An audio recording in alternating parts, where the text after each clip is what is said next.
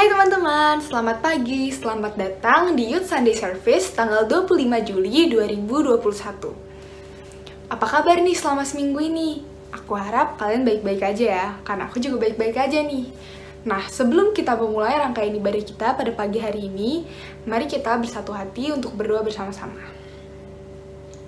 Tuhan, Allah Bapa kami yang bertata dalam kerajaan surga, terima kasih ya Tuhan, karena pada pagi hari ini Engkau masih memberikan kami kesempatan untuk dapat beribadah bersama-sama lagi Tuhan.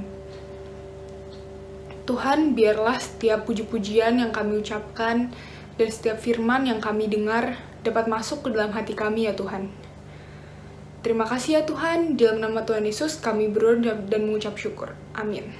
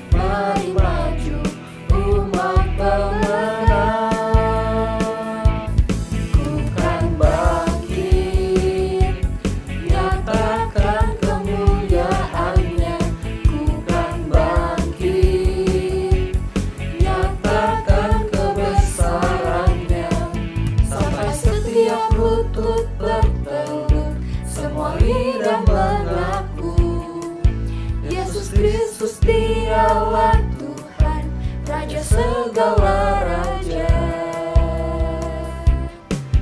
Dialah Raja.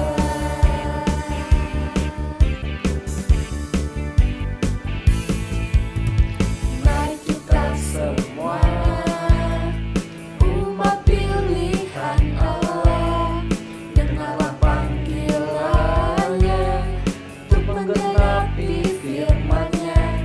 Sekaranglah waktunya untuk berdiri bagi bangsa ini.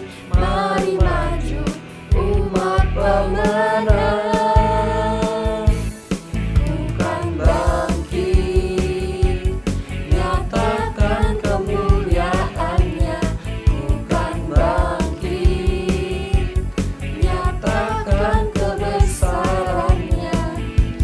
setiap lutut bertelut, semua lidah mengaku Yesus Kristus dialah Tuhan, Raja segala raja. Ku kan bangkit, nyatakan kemuliaan-Nya. Ku kan bangkit, nyatakan kebesaran-Nya. Setiap lutut bertelut, semua lidah mengaku Yesus Kristus dialah Tuhan, Raja segala raja. Dialah Raja. Dialah Raja.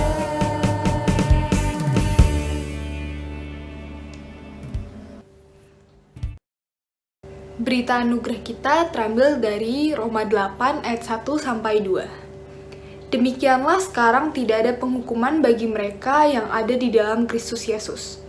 Roh yang memberi hidup telah memerdekakan kamu dalam Kristus dari hukum dosa dan hukum maut. Mari kita bersama-sama bangkit berdiri untuk mengikrarkan pengakuan iman kita seturut dengan pengakuan iman rasuli.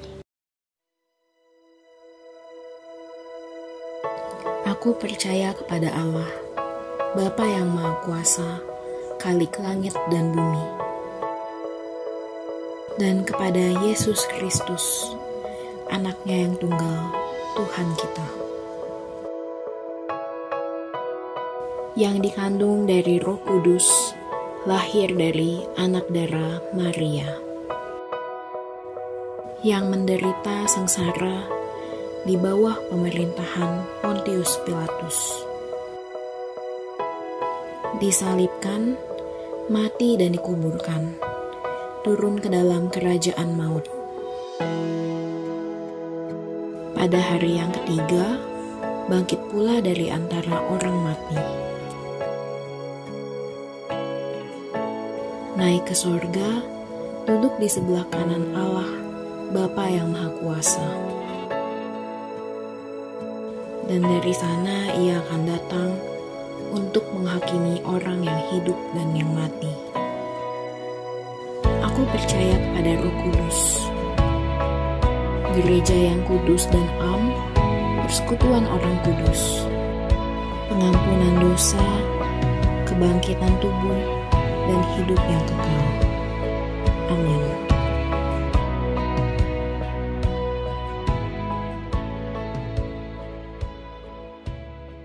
Nah, teman-teman, mumpung masih pagi nih, pasti masih pada semangat dong. Yuk kita bangkit berdiri, kita bersama-sama menaikkan satu lagu yang berjudul Ku Kan Bangkit.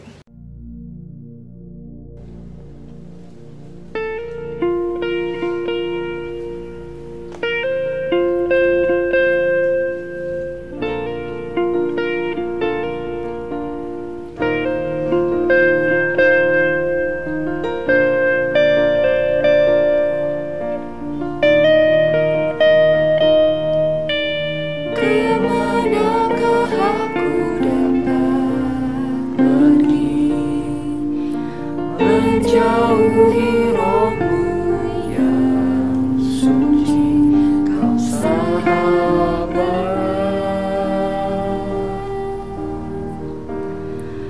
dan kau dekat.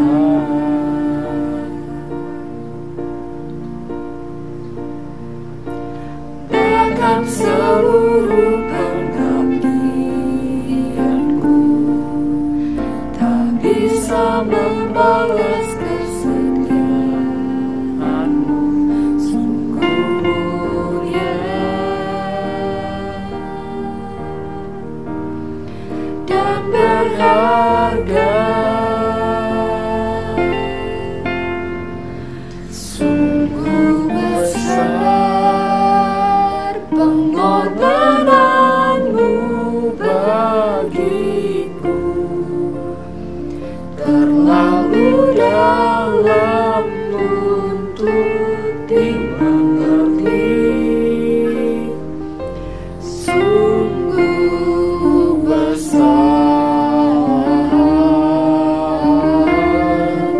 sungguh indah yang kau pikirkan tentangku,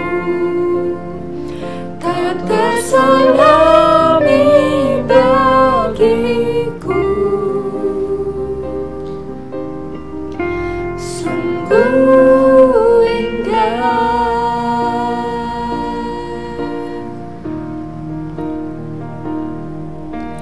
bahkan seluruh pengabdianku tak bisa membalas kesetiaanmu, sungguh mulia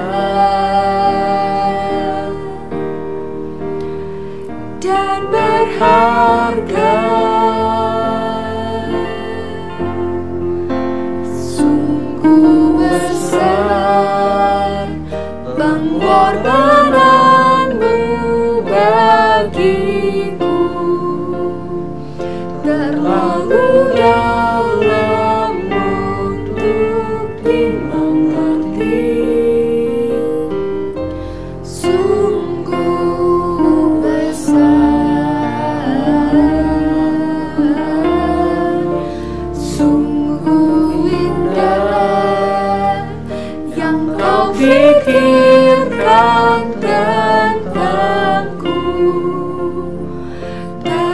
selami bagiku. Sungguh indah, sungguh besar pengorbananmu bagiku. Terlalu dalam untuk dimengerti. Sungguh besar, sungguh indah yang kau pikirkan tentangku. Tak terselami bagiku. Sungguh indah, sungguh indah, sungguh indah.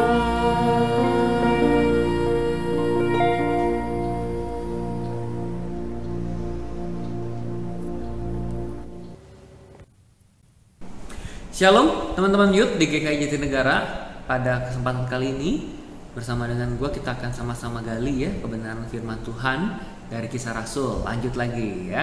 Kita akan sama-sama gali dari Kisah Rasul pasal 18 ayat 18 sampai yang ke-23 ya. Kisah Rasul pasal 18 ayat 18 sampai 23. Kalau udah dapat ya kita perlu pada masing-masing tuh di HP lu.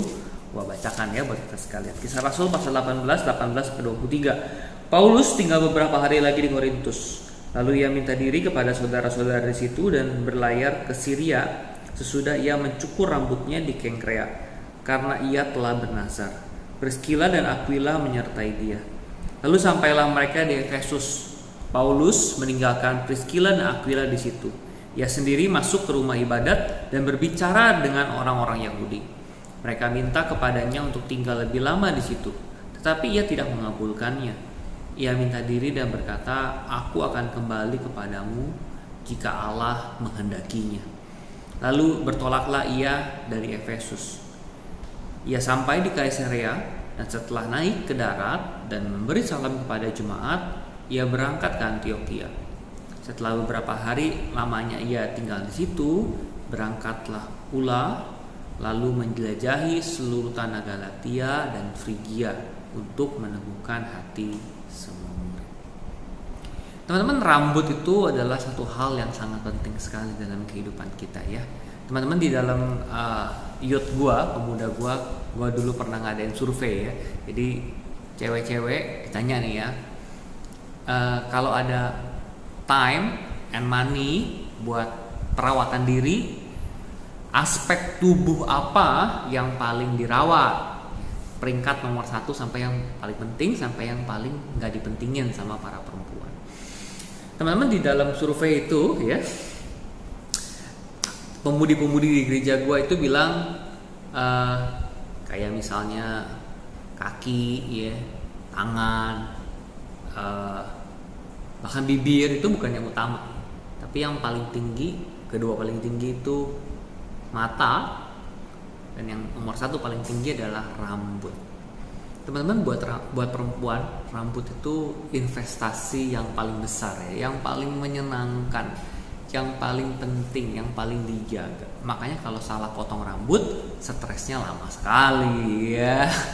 Teman-teman, rambut penting banget. Tapi bukan cuma buat cewek, tapi juga buat cowok ya. Di dalam survei yang sama ketika ditanya pada cowok-cowok, guys, apa sih yang daripada cewek yang lu perhatiin?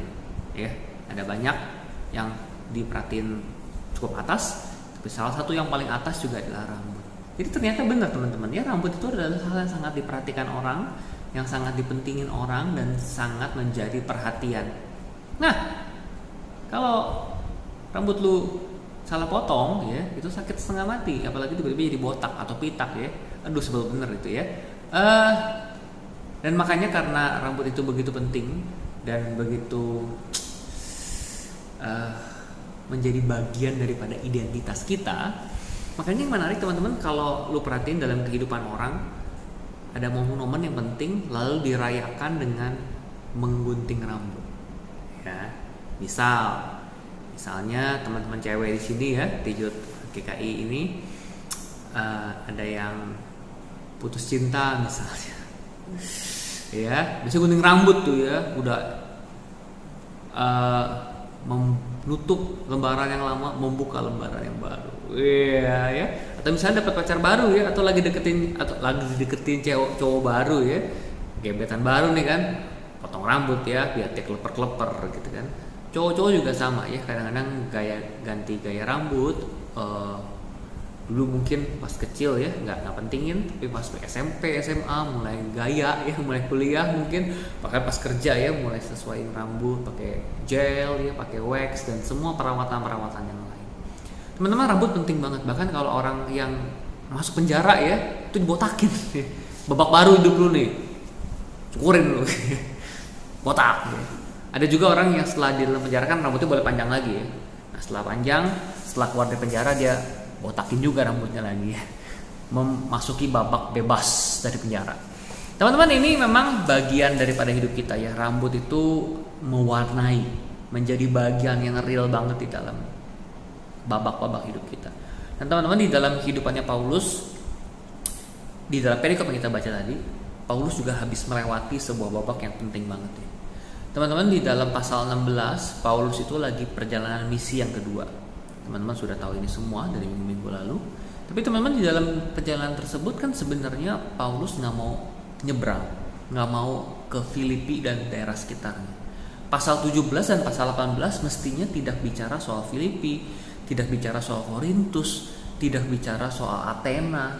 Tapi teman-teman mestinya bicara soal Bitinia, karena Paulus maunya pelayanan ke Bitinia. Teman-teman, tapi Tuhan itu berkata lain. Di dalam perjalanan misi yang kedua, Tuhan buka babak yang baru. Babak menyeberang dari daerah yang namanya Asia Kecil, bukan Asia Cungko, bukan Asia Korea. Asia Kecil itu Turki yang sebelah timur, menyeberang ke daerah Yunani ya, menyeberang ke Greco-Roma yang budayanya lebih kental lagi. Teman-teman, dengan menyeberang dari Troas ke seberang itu ya, penglihatan di Makedonia itu, teman-teman, Paulus tuh masuk ke sebuah tahap, sebuah babak, sebuah area, sebuah kumpulan kota-kota yang bukan rencana dia. Ini bukan rencana gua Tuhan, tapi Tuhan panggil. Jadi dalam perjalanan seperti yang teman-teman sudah perhatikan juga sampai pasal 18 ayat ke-17, itu bukan a soft ride, bukan smooth ride juga ya. Itu rocky banget ya, benar-benar berbatu ya. Teman-teman, di Berea memang agak tenang ya. Di Filipi digebukin, ditangkap, masuk penjara ya. Di Tesalonika terjadi keributan. Di Athena didebat orang, macam-macam ya. Bahkan di Korintus, teman-teman baru belajar minggu lalu ya. Keributan lagi, ada orang digebukin sampai habis ya.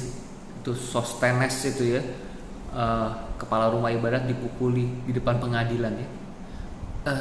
Aduh, chaos amat ya. Tapi teman-teman, di dalam chaosnya pelayanan Paulus di daerah Greco-Roma itu ya, di semenanjung Yunani, ternyata Tuhan temenin. Dan Tuhan bukan cuma temenin, tapi Tuhan berkatin. Ada jiwa-jiwa yang percaya, ada cara penginjilan yang unik yang Tuhan berikan melalui hikmatnya kepada Paulus. Benar-benar teman-teman, Paulus bersyukur. Dan kalau teman-teman perhatikan di dalam ayatnya yang ke-18 tadi ya, dikatakan Paulus itu mencukur rambutnya di Kengkrea karena ia telah bernazar. Teman-teman, di dalam Ulangan pasal 6 kita lihat di dalam Perjanjian Lama ya, ada istilah yang namanya bernazar.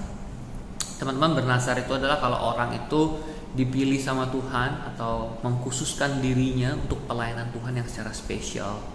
Di awal nazar dia nggak akan gunting rambut, terus sampai selesai nazar baru dia cukur rambut ya. Teman-teman, Paulus juga sama. Barangkali ketika dia nyebrang itu ya, dia gila, waduh Tuhan, ini bener aja nih masalah nih ya, mungkin jiper ya, waduh ribut terus lagi, kacau terus ya, digebukin, ditangkap apa, dan dia bernazar ya, Tuhan kalau boleh aku selesaikan pelayanan di daerah ini dengan baik, aku pengen nanti bayar nazar ya.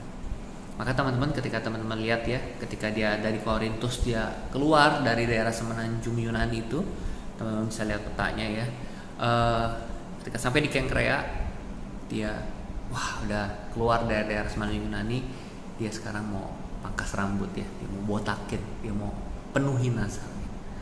Teman-teman, ini menunjukkan bahwa Paulus itu ingat bahwa perjalanan dia itu agendanya Tuhan, bukan agenda dia ya, bukan plannya Paulus, tapi plannya Tuhan.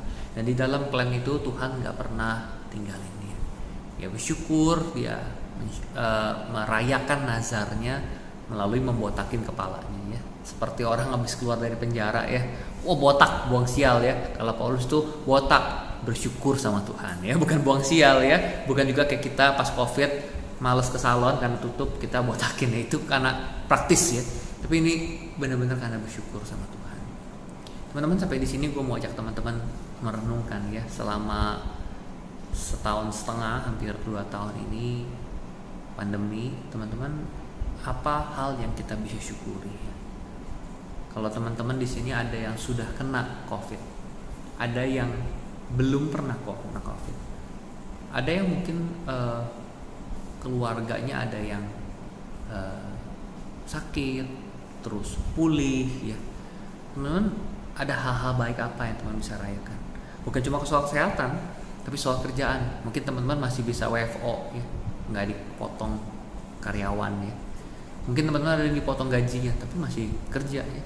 Bahkan teman-teman mungkin ada yang parah banget, yang tokonya mungkin kerjaannya harus berhenti, tapi sampai hari ini Tuhan masih jaga ya. Teman-teman, selama 2 tahun ini, 1,5 tahun terakhir, ada banyak hal yang kita bisa syukuri sama Tuhan. Tentu ada banyak yang bisa kita keluhkan ya, tapi ada banyak juga yang kita bisa syukuri. Mari teman-teman, kita sama-sama bersyukur sama Tuhan, sama-sama melihat ke belakang dan berkata bahwa Tuhan, Engkau baik, Tuhan Engkau setia, Tuhan Engkau punya rencana buat hidupku. Bukan cuma Tuhan berapa lama lagi ya, bukan cuma itu pertanyaannya, tapi Tuhan makasih, Tuhan thank you for all the good things that you have done in my life. Sekalipun berat teman-teman ya, 1,5 tahun terakhir, tapi Tuhan sertai dan kita bersyukur buat itu semua. Gak harus botakin kepala, tapi nanti ya, gue mengundang teman-teman kalau habis COVID udah selesai di Indonesia, silahkan diganti potong rambut atau botakin kepala ya, sebagai bertawa bersyukur sama Tuhan ya. Kalau udah boleh onsite lagi, ketemu ya di GKJ Jatinegara ya, ngobrol bareng, makan bareng lagi ya, entah nggak tahu kapan, tapi itu layak disyukuri ya. Nggak harus bernazar ngomongnya, karena teman-teman di dalam Khotbah pasal 5 jelas banget Tuhan ngomongnya jangan sembarangan bernazar ya. Jadi nggak harus ngomongnya bernazar sih guys, tapi mari bersyukur, mari bertahan di dalam babak-babak yang nggak gampang ini. Dan nanti kalau udah kelar, silahkan kalau mau botak ya, mau mohak juga boleh ya, terserah ya. Pokoknya kita mau bersyukur sama Tuhan karena Tuhan baik. Nah teman-teman, di dalam bagian perikop yang kita baca juga ada satu hal yang menarik lain selain daripada Paulus jadi botak ya, yaitu adalah Paulus dan teman-temannya berpisah ya. Teman-teman yang dimaksud di sini adalah Priscilla dan Aquila. Teman-teman, di dalam Kisah Rasul pasal 18 di awal ayat 1 dan 2 kita lihat ada pertemuan antara Paulus dengan Priscilla dengan Aquila. Orang-orang ini orang-orang saleh, teman-teman sudah belajar juga bahwa orang-orang ini adalah orang yang mencintai Tuhan, sepekerjaan sama Paulus ya, sama-sama pengerja kulit, leather ya. Nah, dalam hal ini jadi tenda ya, leathernya ya. Mereka adalah orang yang mencintai Tuhan, kenal Tuhan baik-baik, bahkan selama Paulus di Korintus sama-sama belajar sama Paulus, dan jadi orang yang ngerti Tuhan, orang yang bukan ngerti Tuhan, orang yang mengenal Tuhan ya, orang yang setia sama Tuhan. Dan teman-teman, di momen itu setelah sekian lama nih ya bareng-bareng di Korintus, Paulus harus pisah ya. Paulus harus tinggal mereka di Efesus karena mereka stay di Efesus, sedangkan Paulus mesti balik ke Antioquia, ke gereja asalnya Paulus. Gak gampang teman-teman berpisah, tapi mau gak mau karena Tuhan punya rencana mereka berpisah ya. Beberapa tahun kemudian mereka akan ketemu lagi, tapi setelah beberapa tahun kemudian Paulus meninggal. kita nggak tahu setelah itu Priscilla dan Aquila seperti apa.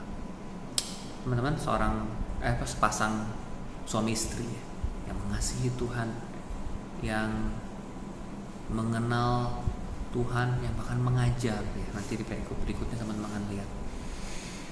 Paulus sayang sama Paulus sayang sama Priscilla dan Aquila ya, tapi harus pisah dan itu harus diterima teman-teman. Nanti ketemu lagi bentar, pisah lagi. Teman-teman, itulah hidup teman-teman ya. Sepanjang kita menjalani hidup kita, ada orang-orang yang kita kasihi, ada orang-orang yang kita cocok dengannya, yang kita pelayanan bareng. Tapi ada kalanya kita harus pisah ya. Mungkin lu punya temen di sekolah ya, di kampus dulu, di tempat kerja yang lama, cocok, tapi harus pindah kerja, harus pisah. Aduh, kok sedih ya. Tapi itu namanya hidup teman-teman. Ada pertemuan, ada perpisahan. Perpisahan ada yang sementara, ada yang selamanya. Di akhir 2 Timotius misalnya, Paulus nanti akan menyapa kembali mereka ya, dengan sapaan terakhir sebelum Paulus mati. Teman-teman, di sini gue mau ngomong soal kita ya, di masa pandemi yang di dalam second, mungkin kalau mau disebut sebenarnya third wave ya, dengan varian yang baru ya. Teman-teman, beberapa minggu terakhir di jemaat gue sendiri aja ada beberapa orang yang meninggal ya. Ini jauh lebih banyak teman-teman daripada tahun lalu. Dan orang-orang terdekat, orang-orang yang gue kasihi. Anak-anak muda di sini ada yang keluarganya meninggal, ada anak muda di sini yang Tuhan panggil ya. Teman-teman, nggak gampang buat kita ya. Harus berpisah dengan orang-orang yang kita kasihi. Tapi teman-teman, percayalah bahwa apapun yang Tuhan kasih buat kita, pertemuan dan perpisahan itu adalah hal yang baik. Setiap momen bersama dengan mereka kita cherish, kita hargai, kita nikmati. Ketika harus berpisah, kita berkata, Tuhan makasih untuk selama ini aku boleh bersama-sama dengan mereka, mengasihi Tuhan bareng, melayani Tuhan bareng. Makanya teman-teman, kalau hari-hari ini Tuhan masih kasih kesempatan kita pelayanan bareng, buat teman-teman yang masih bisa pelayanan bareng selama pandemi ya, buat teman-teman yang pengurus yang mungkin masih rapat ya, buat Liwen juga ya yang melayani bersama dengan teman-teman hamba Tuhan di sana, dengan teman-teman di sinode, mungkin teman-teman pemuda di sini juga pelayanan bareng ya.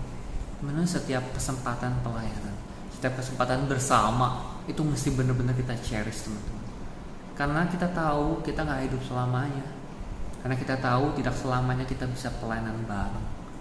Karena orang-orang yang kita ketemui sekarang, yang menyenangkan, yang baik, tapi juga yang nyebelin dan kadang-kadang kita berantem, itu nggak selamanya ada dalam hidup kita. Dan selama mereka ada di hidup kita bersama dengan mereka, kita mau bersyukur sama Tuhan atas hidup mereka. Karena teman-teman, seperti Paulus, dia harus balik ya, dia harus pergi, dia harus pelayanan lagi. Dan seperti kita tahu teman-teman, Paulus itu gereja pengutusnya di dalam perjalanan misinya adalah dari gereja Antioquia. Jadi dia juga balik nih ya, teman-teman lihat lagi ya, di dalam ayat yang terakhir bacaan kita tadi dikatakan bahwa ia kembali ke Antioquia, lalu balik lagi menjelajahi seluruh tanah Galatia dan Frigia, meneguhkan hati semua murid. Seperti teman-teman tahu, memang Paulus ini kalau perjalanannya ya selalu diawali dan diakhiri di Antioquia, terus lalu setelah itu formula atau rumusannya Lukas selalu ngomongnya bahwa dia keliling menguatkan hati para murid di Galatia dan Frigia. Itu kayak udah selalu ya kalimatnya pakai itu lagi. Nah, itu adalah tanda bahwa perjalanan misi Paulus yang kedua sudah selesai. Minggu depan teman-teman akan melihat perjalanan intermezzo sebentar, lalu perjalanan misi yang ketiga ya. Teman-teman, kita bersyukur ya bahwa di dalam hidup Paulus Tuhan setia, Tuhan menemani seperti hidup kita. Ada hal-hal yang bisa disyukuri di belakang, bahkan patut disyukuri sampai siap botak ya. Mungkin yang cewek jangan botak ya, agak shock ya orang tua pas pulang, anak gua kenapa botak. Yang cowok-cowok mungkin dia bisa merasakan feelingnya Paulus ya, kayak senang banget sampai botak ya, bersyukur banget sampai botak. Tapi juga di sisi ada pertemuan dan perpisahan yang kita mesti cherish ya. Memori-memori bersama dengan teman-teman seiman, dengan teman-teman di kampus, di teman-teman di kerjaan yang lama, bahkan dengan orang tua mungkin ya, Gak selamanya teman-teman kita bersama orang tua kita. Mari kita mensyukuri keberadaan mereka dan kita mengasihi mereka sebisa yang kita kasihi, supaya sungguh Tuhan dipermuliakan dalam hidup kita. Yuk kita berdoa ya. Bapa di dalam kerajaan surga, makasih buat momen pada kesempatan kali ini kami boleh merenungkan firman-Mu. Kami berdoa Bapa supaya setiap anak muda di GKI Jatinegara ini boleh betul-betul melihat ke belakang, mensyukuri kebaikan-kebaikan Tuhan. Bukan berbicara soal penyesalan, bukan berbicara soal berapa lama lagi, tapi kami berbicara soal makasih Tuhan penyertaan-Mu. Kami pimpin juga setiap momen bersama-sama di dalam masa-masa ini. Kami boleh memaksimalkan kasih perhatian satu sama lain, boleh kontak, boleh chat, boleh memberikan perhatian semaksimal mungkin.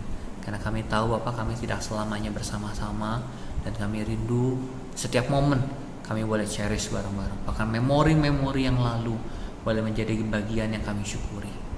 Makasih Bapak. Di dalam nama Tuhan Yesus kami berdoa. Amin.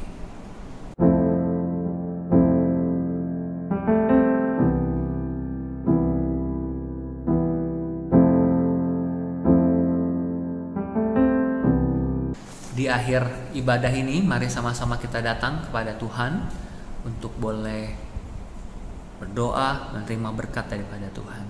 Mari sama-sama kita berdoa. Bapa di dalam kerajaan surga, makasih untuk berkat-Mu, untuk puji-pujian, untuk persembahan, untuk firman yang boleh sama-sama kami dengar. Kami rindu Bapa, kami dijamah oleh Tuhan, diubahkan, dikuatkan, bahkan boleh dibaharui untuk mengerjakan pelayanan yang Tuhan berikan dalam hidup kami. Makasih Bapa, di dalam nama Tuhan Yesus kami berdoa. Amin. Thank you teman-teman. Tuhan memberkati.